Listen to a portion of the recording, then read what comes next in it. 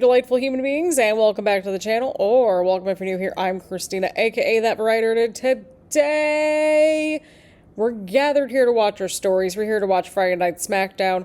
My voice is still very much intact from going to the doubleheader of AEW Dynamite and Collision the last two nights here in Cincinnati, so we're here accordingly. Again, as a quick little housekeeping note, we will not be here the next 2 weeks for Friday Night Smackdown. They're pre-taped, and honestly, I just kind of need a break too. So there's that. Either way around, we've got a bunch of tag team matches on the docket tonight. Either way around, grab your snacks, grab your choice of beverage, get comfy and cozy, make sure that you're taking care of yourself, make sure that you're taking care of your mental health, and make sure that you're staying hydrated because this heat is just terrible, and I'm completely over it at this point. So on that note, let's just jump right into the reaction, people. Alrighty, friends, we've got Solo and company out here, the MFT, because we finally established that it is singular and not plural. Solo, you're trying too hard to be Roman at this point. Like, just do your own thing. You've got the personality. So Solo and company, they were on Monday Night Raw, and they kind of interfered in the whole situation with Sami and Rusev. So that all happened, and that's also because Sami defeated Solo in Solo's little open challenge thing last week. I mean, I don't think you run SmackDown because you don't have the world title and you don't have any other titles except for the US title. Like, you have the same problem with Seth's group. Like, there's maybe like one or two people we can actually kind of get behind, and you're going on about how you run this show, and it's like you don't have like titles or anything except for like one title. Like,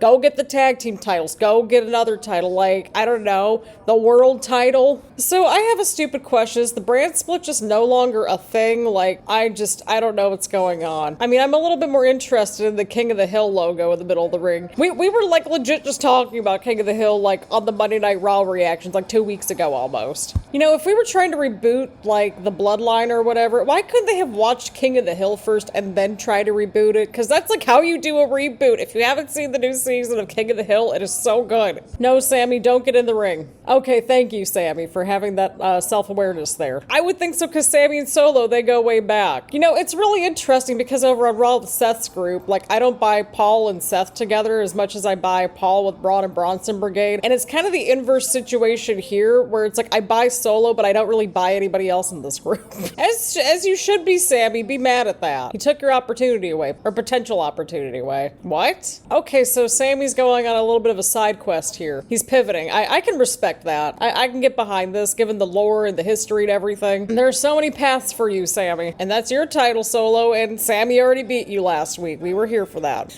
Those big eyeballs. Oh, Solo. Oh, I'm in pain. I'm in pain hearing that, Solo, you jerk. Oh, Sami got moved to SmackDown. Okay, we finally have more people on this show.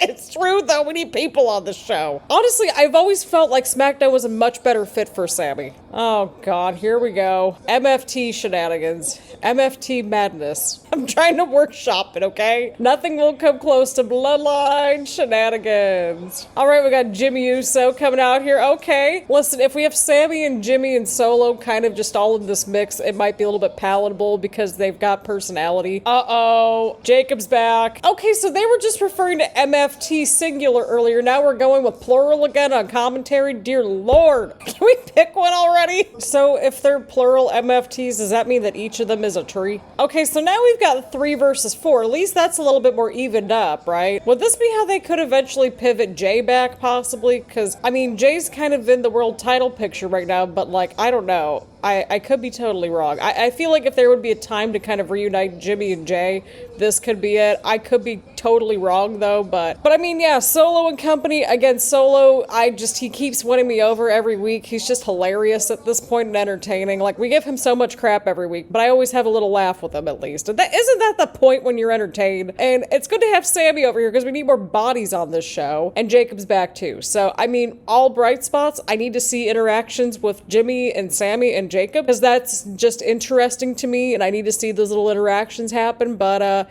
yeah, overall, like, you know, at least we've got some freshness into this, and like we've been saying, like, we need more people on this show that could probably kind of float between like the US title, mid-card scene, and also the world title, and I think Sami's probably the right person to do that right now. So yeah, I mean, this was fine, this was serviceable, and we got Sami Zayn on SmackDown, and I feel like, again, this is kind of the show where he belongs. At least that's how I feel like it is anyway, so I'll give this a thumbs thumbs up. Okay, so we started out this match here with Alexa and Piper, with like Lily getting a big ovation and stuff, because like everybody loves Lily at this point. We had the whole segment last week where Charlie was introduced. I swear that it's like, if you have no context as to what this happened, this probably sounds insane. But nonetheless, we have Alexa out here going up against Piper. Charlotte's at ringside. No Charlie present, which of course was, well, Charlotte's version of Lily, essentially, that we saw last week with the whole birthday cake situation and that sort of thing. And we've also got Chelsea Green and Alba Fire, the Secret Harvest. Those three have been so busy. Oh my god, because like Chelsea and the Secret Harvest, they were on NXT this past week. That was a whole thing too. Alright, Piper's in control as presumably we go to the break. Alrighty friends, we're back from the break and a near fall right there. Piper kicked out. Alrighty, we have a little advert down in the bottom right hand corner for Triple Mania at 9 p.m. Eastern Standard Time. We're not going to react to it, but I'm certainly going to watch it. Oh, there goes Charlotte taking care of Chelsea right there. Alexa's got a clear as day opening. Oh, nope, there's Alba Fire. We had a bit of a similar situation last week, I think, right? Because it was Alexa versus, I want to say Chelsea, maybe? Or was it Alba Fire? Well, doesn't matter because Alexa just pinned Piper. And there goes Alba Fire now. Well, at least they finally got the Secret Harvest going after the tag team titles, so that's great. Like, I mean, it's a 3-on-2 situation, so who would actually help out like Charlotte and Alexa if they need the help? You know, to even things up a little bit. I'm noticing a thread here. Oh wait, no, that's right, because I think, yeah, that was when Chelsea went through the cake last week. Yeah, that's right. It was Alexa, I think, versus Chelsea, and Alexa got the win, right? And they had the birthday cake, and well, Chelsea went through the birthday cake. Apparently, it's been confirmed that it was funfetti cake. Funfetti cake is great. Let me know what your favorite type of cake is down in the comments down below. But the Secret Harvest stand tall. This match was serviceable, did what it needed to accomplish. We'll take that as a win. Alrighty, friends, we've got Melo Don't Miz versus Fraxiom in this tag team situation here. The Wyatts have made their presence felt in the stands. They're in the stairwell, so that happened. There was a big spotlight and like smoke and everything going on. It was a whole thing. Wasn't the Miz like Dexter Loomis's like first feud on the main roster like ages ago? Like before the Wyatts and stuff? I don't know why, but I remember this. It's like, why do I remember this? But not what happened last week. That sounds about right. I'm telling y'all, it's the stupid heat. All right, we got Miz and Axiom. I swear, Melo Dope Miz, what is this? Huge slap there from Axiom. Fraxiom's okay right now, everybody.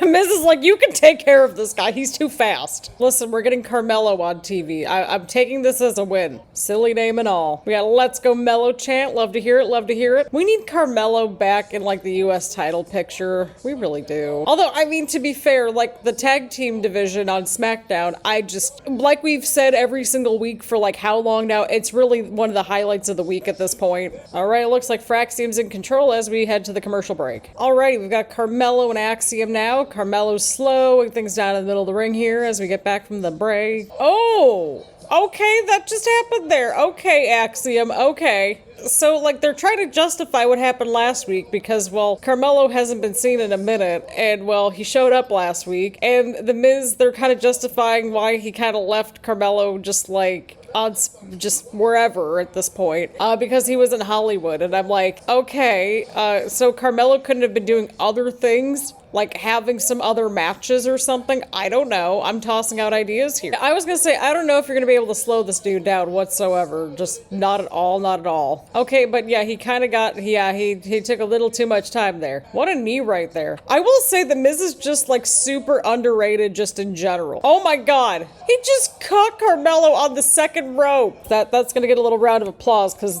just that was nuts.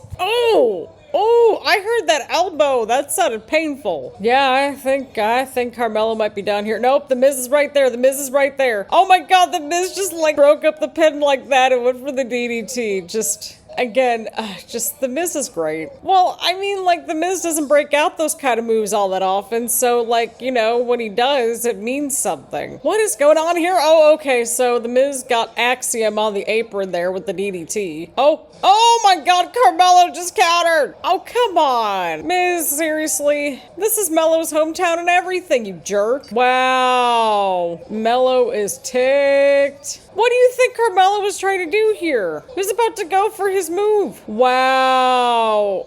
Talk about a pure heel move right there from The Miz. Getting the pin when you're teaming with somebody and you're in your partner's hometown. Well, Carmelo and Miz won, and, well, they won the match, and it was a good match, too. So, I mean, again, like, the tag team division continues to be a highlight, even with whatever this is with Melo and Miz at this point. I don't know how it's made it this long, to be honest with y'all, but either way, I'm gonna give this a thumbs up because the crowd was into it. Carmelo, regardless of the ending, still got the win in his hometown and stuff like that, so we will take that as a win, I think. Alright, we got Drew out here, and he's about to show the clip of, well, him going after Cody at the end of Smackdown last week, and I'm nervous, friends. I don't know if Cody's okay or not, to be honest. Drew, you would what? He just said he didn't attack Cody Rhodes. Okay, well, at least Drew's asking for the medical update from Joe. Or maybe we just simply don't know.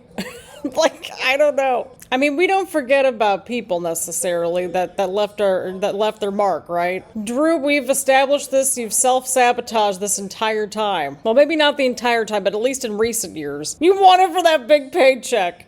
Okay, but Drew, you had a, like, kind of similar story that parallels Cody, where you both had to leave and come back and be, like, bigger stars, right? I mean, obviously different routes to get back and different routes along the way, but you get the concept. When did Cody attack Drew? We need the clip. Drew, bring us the clip. Let's go through the crime scene. Is that what Drew just said? Drew, we need the clip. You showed the clip of when you attacked Cody after the match last week. We need a clip of, like, Cody going after you. We've got a dramatic reenactment here. Well, yeah, I wouldn't disagree with that. Drew can definitely take people out at this point. As long as this gets Drew far away from Logan Paul, I'm fine with this. And I mean, hey, he's floating near the world title, so that's a good sign. All right, I think we were kind of, like, half and half. Like, we were kind of with him, kind of not with him. And I feel kind of the same way about Cody, to be honest, because I just don't know what's going to happen to Cody, like, with this world title run, because again, like, we need bodies on this show. Like, he's really got Drew. I mean, maybe Sami, maybe Solo in the MFTs. I don't know, friends. And maybe Randy Orton could pop up at some point. I don't know, but, like, that's just,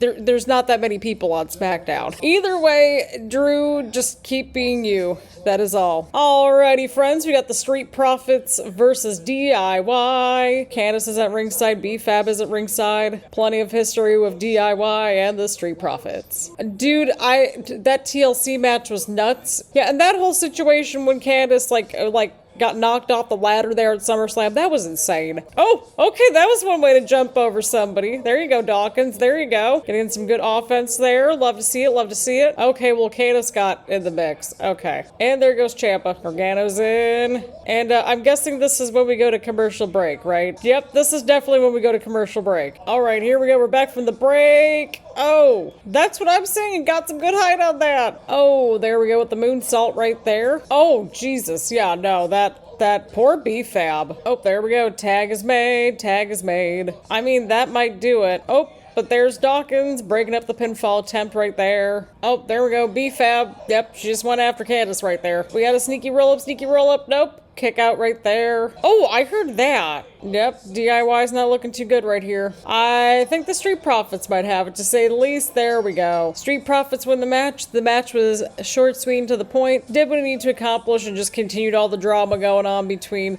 the Street Profits and DIY and all that good stuff. And we had B-Fab and Candace involved. So it was short, sweet, and to the point, serviceable. Can't really complain about it. Alrighty, friends. So we've got Tonga Loa, Solo, and JC Mateo representing MFT/MFTs because we don't know which one. We still don't know if it's plural or not at this point. And we've got Sammy, Jacob, and Jimmy on the other side of the ring. I would avoid being on the outside of the ring at all costs. Oh, yep, there. Oh, man. And there goes Tala Tonga. Well, that's one way to go to commercial break. We didn't really have, like, anything really happen, I don't think, except, well, that huge kick right there from Tala Tonga. Alrighty, we're back from the commercial break. It's Solo and Sammy now, just like old times. We had a little interaction in the backstage area, too, with Sammy and Jacob and Jimmy. And basically, Sammy and Jimmy were on the same page, and then Jacob was like, just keep this dude out of my way. I don't know this dude. I don't trust this dude, and I can't blame Jacob for that. There we go. Sammy with the DDT. And we got the double tag in, and we got Tonga Loa in, and we've got Jacob Fatu in. And Jacob's just built differently. There's no other way around it. Oh, yep, the knees were up there. All right, Tonga Loa just got the tag into Solo right there. There we go, Solo getting a splash in. It's gonna take a lot to put away Jacob, Solo. I mean, you kind of beat him already, so you would know. But also, it took like 4 people to take down Jacob, technically. So there's that. That's one way to do it. But Sami got the haluva kick on Solo, and this is the second time that Sami's pinned Solo here. He's got a case of this United States Championship now. Look at Jimmy and Sami here. That's great. All right, let's see what happens here with Jacob and Sami. Everyone's on the same page now. But I mean, think about it, right? Like that would be like, okay, you won the match for us. That would earn a little bit of brownie points, I would think, right? Sami was just doing Jacob's thing. That's hilarious. Oh my goodness. Yeah, this matchup happened. Again, short, sweet, and to the point. I think that's kind of the thread for this show, to be honest. I don't know. But yeah, this matchup happened. I mean, we had the moment at the end there with Jacob and Sami, which was nice to see. And I don't know, I like the 3 of them together. So, I mean, we'll take that as a win. But I gotta think that maybe Sami's gotta be, like, up there for a U.S. title opportunity. Because, I don't know, he's pinned Solo twice already.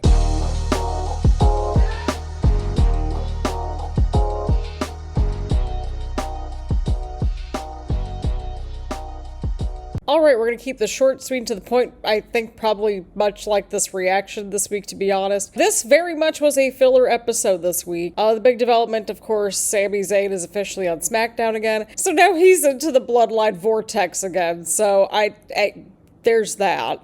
But, I mean, at least we got to see Sami and Jacob interacting, which was nice. So, I mean, we got that going for us. I think, again, we're kind of holding off some stuff until the international shows, which makes sense, I think, right? This show kind of happened. I mean, we had a bunch of tag team matches, which kind of furthered things along in the tag team division. And that was pretty much it. Like, there wasn't really a whole lot of ground to cover tonight, to be honest. So this might be a lot shorter than I'm anticipating it to be. And it's not just because, like, we're a little tired and the weather has been terribly just hot and gross out. There really wasn't a lot to really chit-chat about tonight, right? I don't know. Maybe that was a me thing, but let me know what you thought about this week's episode of SmackDown down in the comments down below. Leave a like, leave a comment, make sure to hit the subscribe button and hit the bell button so you get notifications around here and that sort of thing. Again, thank you all so much for tuning in, and I will see you all in the next one.